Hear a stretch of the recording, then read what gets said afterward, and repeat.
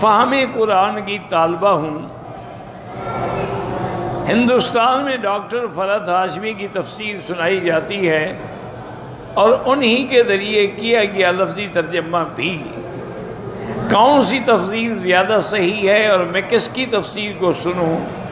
Doctor اسرار احمد صاحب کی تفسیر سنوں، وہ ڈاکٹر اسرار کی سنا کرو، یا حضرت مولانا تقی عثمانی صاحب نے بھی لفظی ترجمہ لکھا ہے قرآن کا، وہ بڑا ایک ایک لفظ کا ترجمہ ہے، وہ لے لو۔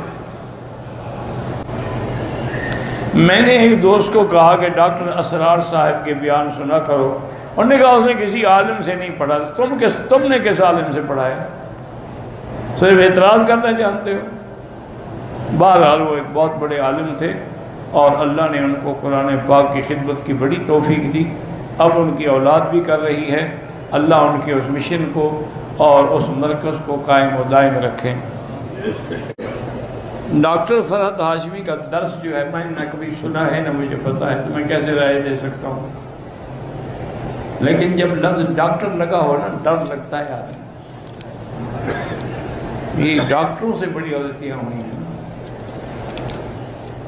بہرحال مجھے نہیں پتا، اللہ اعلم۔ مدینہ منورہ گئے، جو خواتین درس دیتی ہیں، پاکستان کی عورتیں نماز، اللہ ان کو ہدایت دے، وہ اہل حدیث مسلک سے تعلق رکھتی ہیں۔ ہماری بہنیں بیٹیاں جیسے اپنے ملک میں نماز پڑھتی ہیں وہ صحیح ہے، جتنا بدل زمین سے ملا ہوگا اتنا زیادہ اجر۔ ان کو چھوڑو، ان کا اپنا مسلک ہے، وہ بیان کر رہی ہیں۔ میرا بھائی گزارش یہ ہے کہ اہل حدیث علماء جو ہیں، سب سے پہلے تو آپ یہ سمجھیں کہ تابعین کے دور سے دو جماعتیں بنی۔ ایک جماعت نے اپنے ذمے خدمت حدیث، جمع حدیث، تحقیق رجال، یہ مسلک اختیار کیا، اور ایک جماعت نے مجتہد بن کر احادیث و قرآن سے جو مسائل استنباط ہوتے تھے ان کو جمع کر کے تدوین اور ترتیب کر کے امت کے لیے آسان کر دیا۔ تو دونوں نے کام بڑا اچھا کیا۔ اگر حدیث کی حفاظت نہ ہوتی تو مجتہدین کس حدیث پہ عمل کرتے؟ اور اگر مجتہدین اس حدیث سے احکام سمجھ کے امت کے لیے آسانی پیدا نہ کرتے تو امت کے لیے بہت بڑی مشکلات تھی۔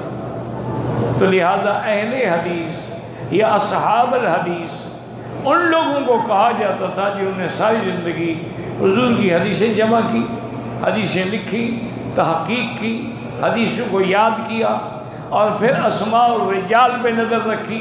پھر انہوں نے فیصلے کیے کہ کون سی حدیث صحیح ہے، کون سی ضعیف ہے، کون سی مرسل ہے، کون سی منقطع ہے، کون سی معضل ہے، کون سی غریب ہے اور کون سی موضوع ہے۔ لیکن احکام کے بارے میں جو تدوین ہے وہ کی ہے فقہاء اربعہ نے، جن کے سر خیر امام ابو حنیفہ ہیں رحمۃ اللہ علیہم اجمعین۔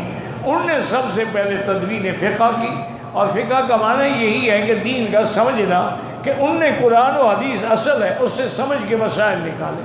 یہ ساری جماعتیں برحق ہیں، اہل حدیث ہوں، ائمہ اربعہ ہوں، اللہ ان کی قبروں پہ کروڑوں رحمتیں فرمائے۔ اہل حدیث کی جماعت کے بارے میں اہل حدیث اگر ہیں تو بالکل سنا رکھوں پر، لیکن یہ شرط ہے کہ وہ اہل حدیث ہوں۔ بہت سارے میرے بھائی ہیں جو حدیث کا ترجمہ بھی نہیں جانتے۔ مفت میں دعوی کرنے سے بات نہیں بنتی۔ اگر صحیح معنی میں اہل حدیث، کون مسلمان ہے جو اہل حدیث نہیں ہے؟ سب سے بڑی اہل حدیث تو ائمہ اربعہ ہیں، امام حنیفہ، امام شافعی، امام مالک، امام احمد بن حنبل، جنہوں نے ایک ایک حدیث سے مسئلے نکال کے امت کے لیے گلدستہ بنایا ہے۔ تم نے کچھ بھی نہیں کیا، تم کیسے ہو؟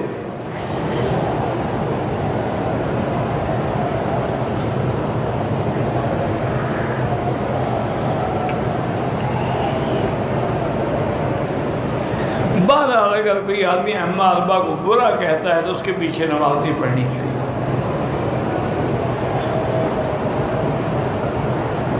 اہل سنت اور اہل حدیث کا ایک ہی عقیدہ ہے میرا بھائی، تمام اہل سنت اہل حدیث ہیں، تمام اہل حدیث اہل سنت ہیں۔ یہ تو فروعی مسائل میں اختلاف ہے جس کو ہم نے بالکل جنگ بنا دیا۔ اب دیکھیں نا، مثلا مغرب کی 3 رکعت ہے، کیا اہل حدیث 4 پڑھتے ہیں؟ عشاء کی 4 رکعت ہے، اہل حدیث 5 پڑھتے ہیں۔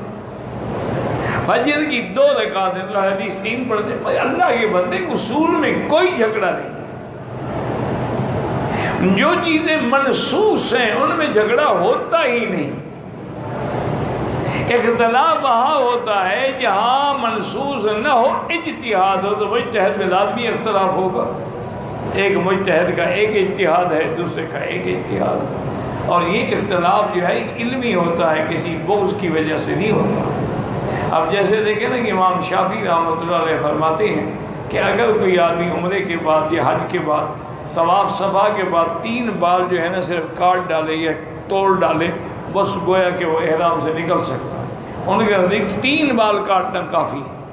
وہ کہتے ہیں حتیٰ کہ ان کی کتابوں میں ہے کہ حلقاً نطفاً قصراً، وہ نہیں آگ لگا دے، ایسے کھینچ لے، وہ کہہ رہے احرام سے نکل گیا، کیونکہ کٹانے والوں میں تو شامل ہو گیا نا مقصرین۔ قرآن کہتا ہے محلقین اور مقصرین، تو یہ چاہے 3 بال کٹائے یا 300 کٹائے، مقصرین میں تو آ گیا ہے نا۔ لیکن امام حنیفہ فرماتے ہیں کہ بالکل محلقین رؤوسکم و مقصرین کی آیت کس پہ اتری ہے؟ حضرت محمد مصطفیٰ۔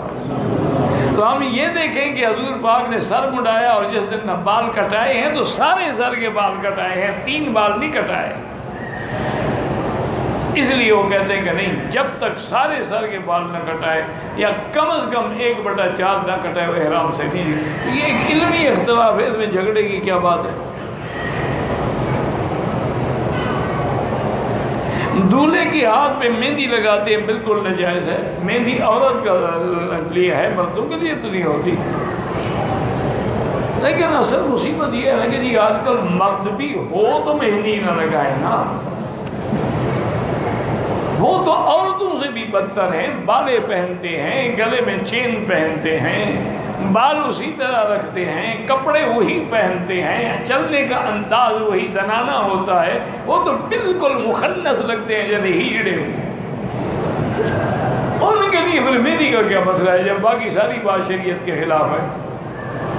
مسئلہ یہ ہے کہ مہندی لگانا عورت کے لیے لازم ہے اور مرد کے لیے منع ہے، الا بطور علاج، کہ کسی کا ہاتھ چھالا ہو گیا، زخمی ہو گیا، یا کسی کو نعوذ باللہ نیند نہیں آتی ہے، دماغ پہ اثر ہے، تو مہندی لگا سکتا ہے۔